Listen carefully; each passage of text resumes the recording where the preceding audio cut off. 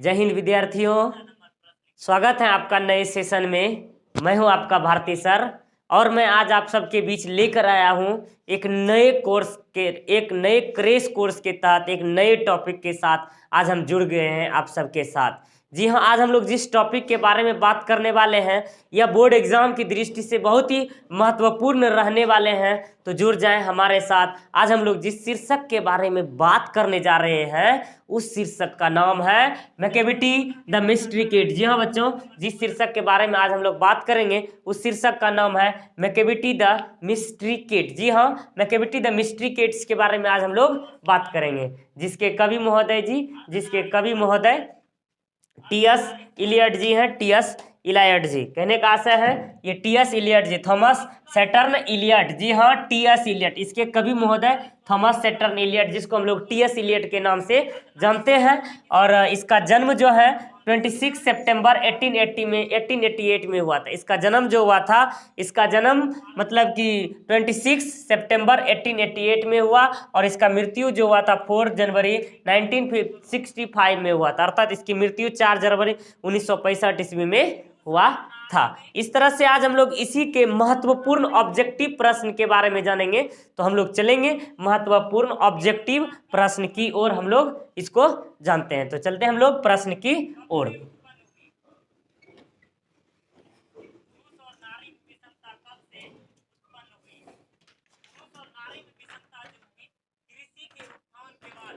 तो कहते हैं कि क्वेश्चन नंबर 1 देखिएगा बच्चों कि who has written the poem Macavity the mystery kit.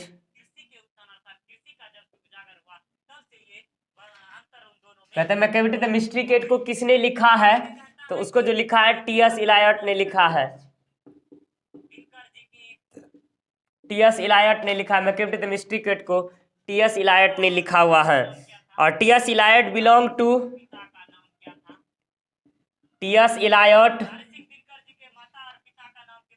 Belongs to dash and finally settled in dash. कहते हैं कि टी.एस. इलियट जो है मतलब कि कहाँ से संबंधित था? ये अमेरिका से संबंधित था और यह फाइनली रूप में यह इंग्लैंड में जाकर के बस गया था। अमेरिका में इसका जन्म हुआ था और यह इंग्लैंड में जाकर के बस गया था। और यह जो था टी.एस. इलियट को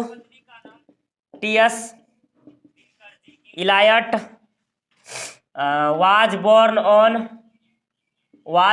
on dash dash dash. TS. Eliot का जन्म कब हुआ था? When was TS. Eliot born? तो टी.एस. इलियट का जो जन्म हुआ था बच्चों 26 सितंबर 1888 में हुआ था। और इसकी मृत्यु की अगर हम बात करें टी.एस. इलियट की मृत्यु के बारे में, यानी when was TS. Eliot died. TS. Eliot की मृत्यु कब हुई थी? टी.एस. इलियट की मृत्यु जो हुई थी 4 जनवरी 1965 में हुआ था। 4 जनवरी 1965 में हुआ था। और इसकी मृत्यु इसकी मृत्यु 4 जनवरी 1965 ईस्वी को। और इसमें जो बात किया गया है मैकेविटी यानी मैकेविटी जो था, Macavity is a dash dash dash. Macavity क्या था? तो मैकेविटी जो एक प्रकार था बिल्ली, यानी मैकेविटी जो था एक कैट था। तो मैकेविटी इज ए डैश, अर्थात मैकेविटी एक बिल्ली था। तो हम लोग यहाँ इसको देख लेंगे, रिवीजन कर लेंगे इसको। एक बार मैं फिर से आप सबको रिवीजन करा दूं।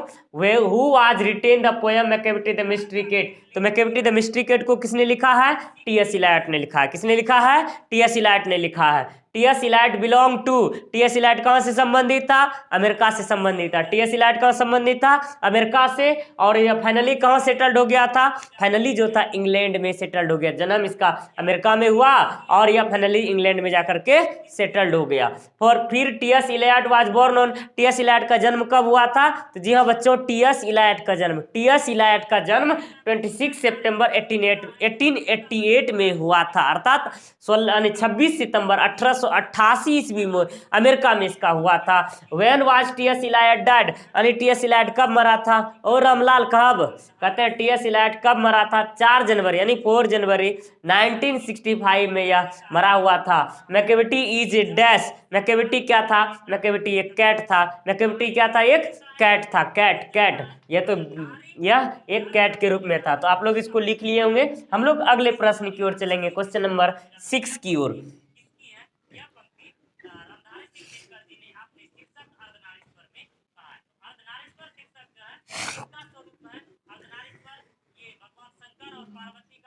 क्वेश्चन नंबर 6 कहता है बच्चों, अब हम लोग देखें क्वेश्चन नंबर 6 में T S. इलायट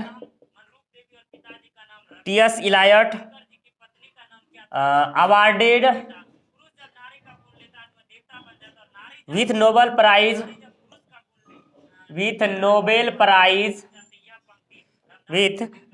prize for literature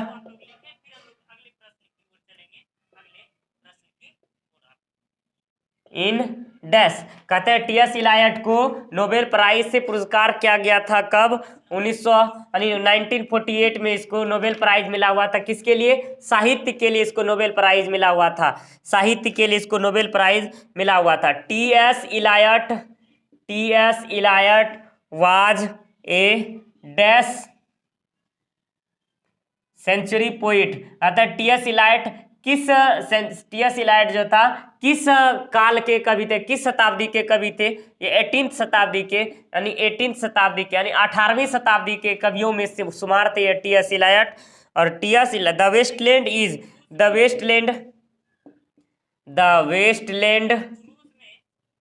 and four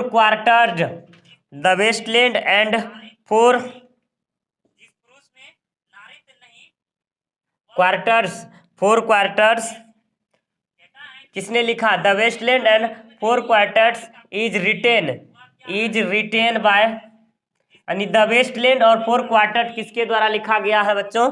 the Waste Land और फोर क्वार्टर जो था टी.एस. इलायट के द्वारा लिखा गया था। टी.एस. इलायट के द्वारा लिखा गया था। वेस्टलैंड एंड फोर क्वार्टर जो था बच्चों टी.एस. इलायट के द्वारा लिखा गया था। और कहते हैं मैकेविटी इज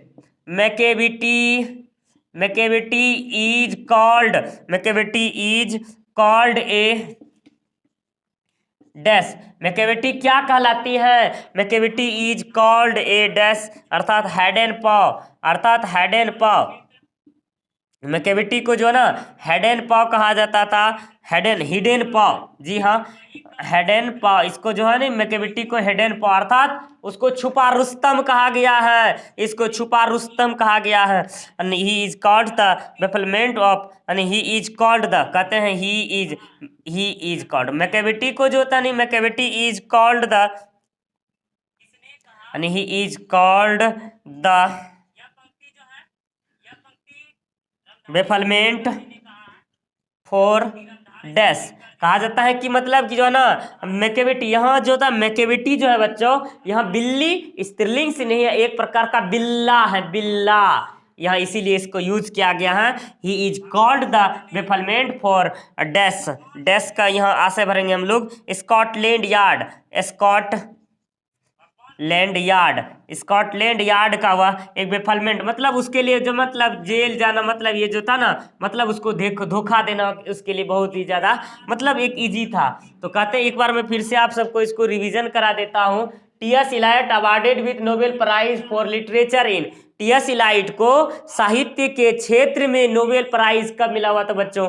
1948, जी हाँ 1948 में मिला हुआ था। टी.एस. इलायट वाज डैश, यानी T S. Eliot was a dash century poet. T S. Eliot किस शताब्दी के कवियों में शुमार थे? टी.एस. इलायट 18वीं शताब्दी के कवियों में शुमार थे। और the Westland and four quarters is written by T S. Eliot. Wasteland और फोर क्वार्टर्स टी.एस. इलायट के द्वारा लिखा गया था। और Macavity is called a dash. Macavity को क्या कहा जाता है? मैकेविटी को जो है बच्चों हेडेन पॉव कहा जाता है। इसको मैकेविटी को हेडेन पॉव का, अर्थात हेडेन पॉव का मतलब हुआ बच्चों छुपा रुस्तम, अर्थात छुप छुप करके यह वार करती हैं और प्रहार करते हैं। यह हेडेन पॉव इसको कहा गया। धूर्त यानी इसको छुपा रुस्तम कहा गया। He is called the bafflement for Scotland. Scotland yard के लिए इसको बेफलमेंट्स कहा जाता था। अब अगले प्रश्न की ओर हम लोग चलेंगे। प्रश्न नंबर 11वें नंबर में हम लोग 11वें प्रश्न की ओर हम लोग देखते हैं।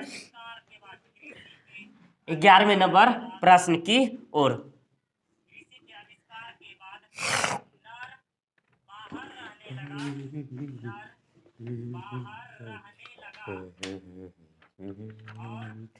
क्वेश्चन नंबर 11 का था बच्चों। क्वेश्चन नंबर 11 में Macavity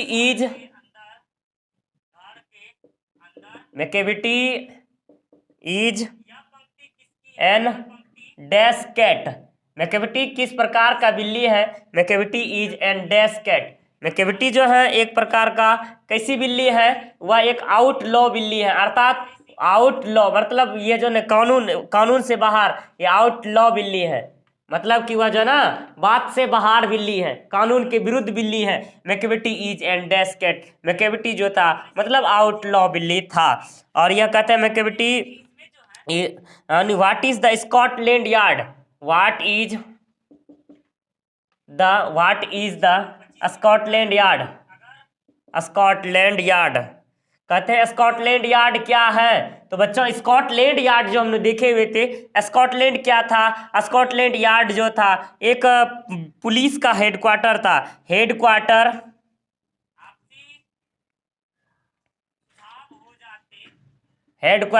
of London police. Headquarter of London police का जो था हेडक्वार्टर था। What is the Scotland Yard? Scotland Yard क्या था बच्चों? स्कॉटलैंड यार्ड जो था लंदन पुलिस का हेडक्वार्टर था। लंदन पुलिस का हेडक्वार्टर। क्वेश्चन नंबर 13 में कहा जाता है Macavity breaks the law of dash. Macavity breaks the law of dash gravity. Macavity ने तो क्या कर दिया? गुरुत्वाकर्षण के नियम को भी तोड़ दिया था। Macavity breaks the law of gravity. Macavity breaks the law of gravity. Macavity ने ग्रेविटी के लॉ को भी तोड़ दिया था, अर्थात गुरुत्वाकर्षण के नियम को भी मैकेविटी ने तोड़ दिया था। गुरुत्वाकर्षण के नियम को भी तोड़ दिया था। Macavity sways is head like. Macavity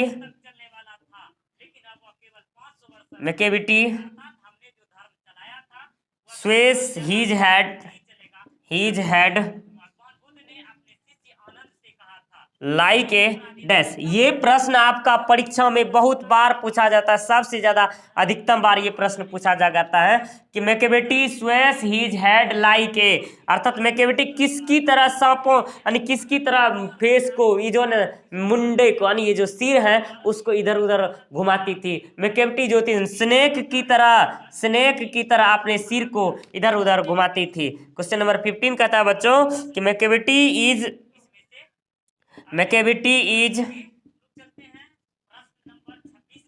called the dash of depravity। Macavity is called the dash of depravity. Macavity को किसका डिप्रेविटी कहा जाता था? मैकेविटी को मोनेस्टर का डिप्रेविटी,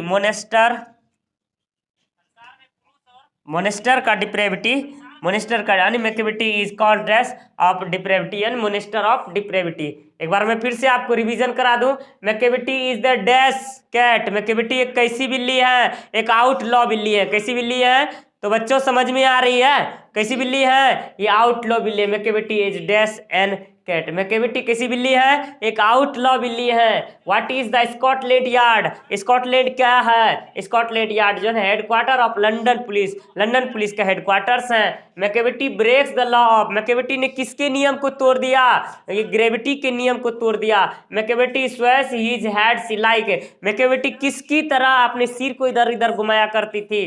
तो स्नैक की तरह अपने नेक को, गर्दन को घुमा करके इधर उधर देखा करती थी। Macavity is called days of the depravity, Macavity को मोनेस्टर का डिप्रेविटीज कहा जाता है, मोनेस्टर्स का डिप्रेविटीज को कहा जाता है। क्वेश्चन नंबर 16 देखेंगे हम लोग बच्चों, इसको आप लोग इसको लिखते जाएंगे। क्वेश्चन नंबर 16 में हम लोग देखते हैं कितने अच्छे तरीके से, इस चैप्टर से अधिकतर क्वेश्चंस बार बार पूछे जाते हैं, इसलिए आप लोग इसको ध्यान से देखेंगे। आप लोग अपनी राय व्यक्त करेंगे कि किस प्रकार से आपको क्लास कैसा लगता है, और जो ना आप मतलब अपने समस्याओं को हमें बताएंगे तो मैं आपकी समस्याओं को समाधान करने का कोशिश करूंगा।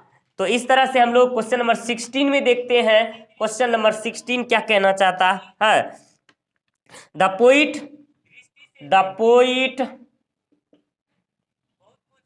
Compare Macavity, the poet compare the Macavity to dash, कहता है कि कवि महोदय जो है मैकेविटी की तुलना किनसे करता है? मैकेविटी की तुलना कवि महोदय ने नेपोलियन से करता है, नेपोलियन से करता है। मानी कहते हैं मैकेविटी को नेपोलियन की तुलना दिया गया है, नेपोलियन की तुलना दिया गया था। मैकेविटी द मैस्ट्रिकेट, कहते हैं कि Macavity the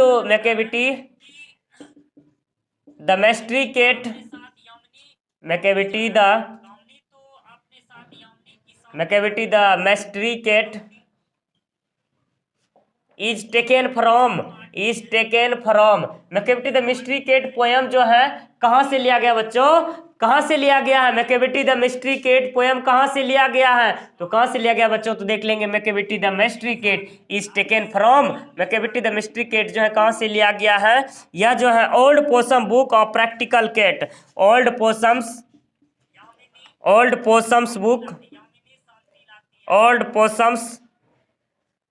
book of practical cat,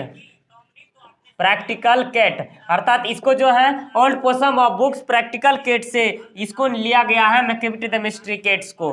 फिर अगले नंबर 18 नंबर क्वेश्चंस को हम लोग देखेंगे कि किस प्रकार से who find Macavity lazy and half asleep, यानी कहते हैं हु फाइंड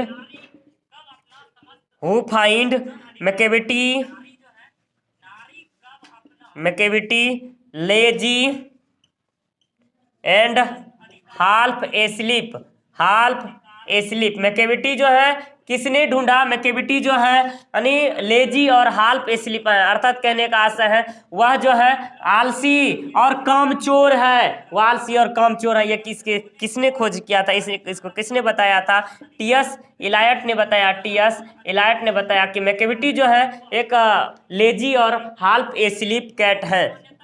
क्वेश्चन नंबर 19 में कहता है ही इज ब्रोकन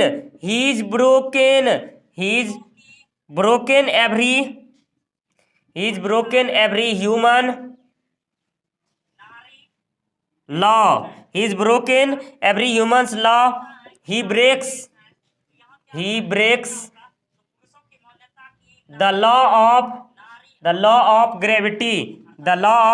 ग्रेविटी, कहता है ये जो है ये कथन कहाँ से लिया गया है? टेकन फ्रॉम, यह जो बच्चों कहाँ से लिया गया है? He is broken every humans law, इन्होंने मनुष्यों के हर एक नियम को तोड़ दिया, और he breaks the law of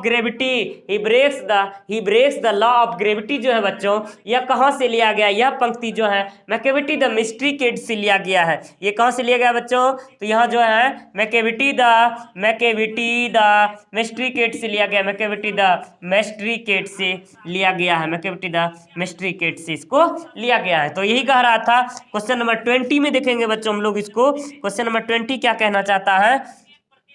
dash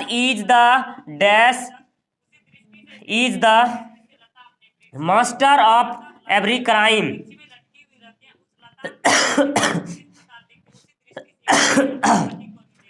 dash is the master of every crime, अर्थात इनमें से कौन जो है ना, मतलब कौन सभी क्राइम के लिए मास्टर कहा गया है। मैकेविटी को हर एक क्राइम के लिए, मैकेविटी को हर एक क्राइम के लिए मास्टर माना जाता है। यानी कहते हैं इंग्लैंड में होने वाले हर एक क्राइम के लिए मैकेविटी को मास्टर माना गया है। फिर से मैं आप सबको एक बार रिवीजन करा दूं बच्चों। कहते the poet compare Macavity to London, कहते हैं कि Napoleon the poet compare Macavity to dash, कहते हैं मैकेविटी की तुलना किन से किया गया है। तो बच्चों, तो मैकेविटी की तुलना जो है नेपोलियन से किया गया है। किनसे किया गया है? नेपोलियन से किया गया है, जो कि वही नेपोलियन जो कि संपूर्ण विश्व विजेता के रूप में विख्यात Napoleon. Macavity the mystery cat is taken from, Macavity the mystery cat taken from, Macavity the mystery cat जो ये पार्ट है कहां से लिया गया बच्चों? तो old possum book of practical cat, यह जो था old possum book of practical cats नामक एक कविता संग्रह था जिनसे यह निकाला गया था। कहते हैं who find Macavity lazy and hall पे स्लीप, किसने प्रस्तुत किया यानी किसने बताया कि मैकेविटी जो था आलसी के साथ साथ वह जो था ना कामचोर भी थी।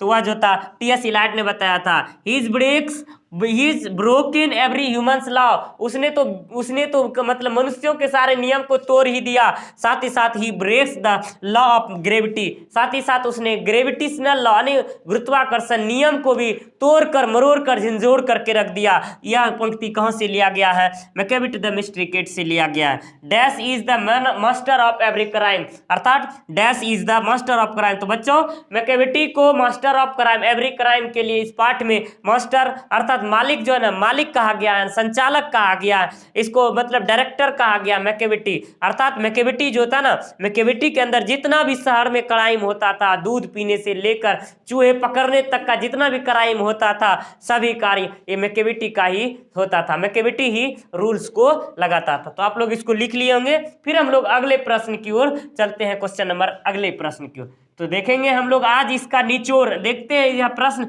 बार बार कहां से पूछा जाता है। हम जो ये प्रश्न आपको बता रहे हैं यह आपका मस्ट ऑफ वीवीआई सवाल है, जो कि परीक्षा में बहुत बार प्रश्नों को पूछा गया है। इसलिए आप लोग इसको ध्यान से देखेंगे और दिमाग में एक माइंड सेटअप कर लेंगे इसको। फिर हम लोग अगले प्रश्न को हम देखते हैं। अगले प्रश्न में क्वेश्चन नंबर 21 कहता है बच्चों, क्वेश्चन नंबर 21 में कि मैकेविटी इज कहते हैं मैकेविटी इज द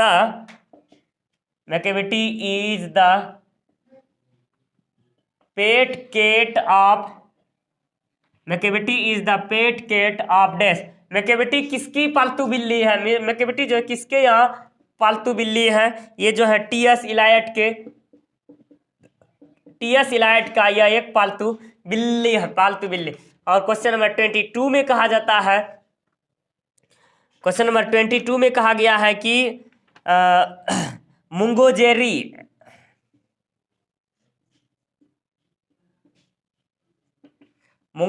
एंड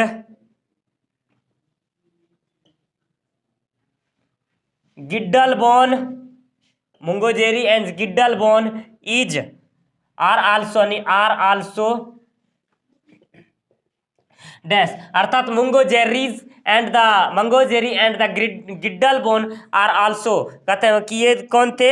यह भी एक प्रकार का कैट्स, यह भी जो था इसका कैट्स ही था, यह कैट्स ही था। क्वेश्चन नंबर 23 में कहेंगे बच्चों, क्वेश्चन नंबर 23 में कहता है who is responsible for every, who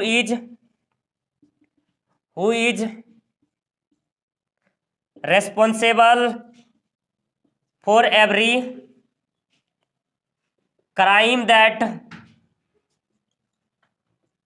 takes place in London, अर्थात लंदन में होने वाले हर एक क्राइम के लिए कौन रिस्पॉन्सिबल था? अर्थात लंदन में होने वाले हर एक क्राइम के लिए कौन जिम्मेदार था? Who is the responsible for every crime that takes place in London, कहते हैं कि लंदन में होने वाले हर एक क्राइम के लिए कौन रिस्पॉन्सिबल था? वह मैकेविटी, वह अकेले मैकेविटी था। मैकेविटी जो था लंदन में होने वाले हर एक क्राइम के लिए रिस्पॉन्सिबल, यानी जिम्मेदार वही था, वही प्रमुख रूप से जिम्मेदार था। Macavity is the dash, Macavity is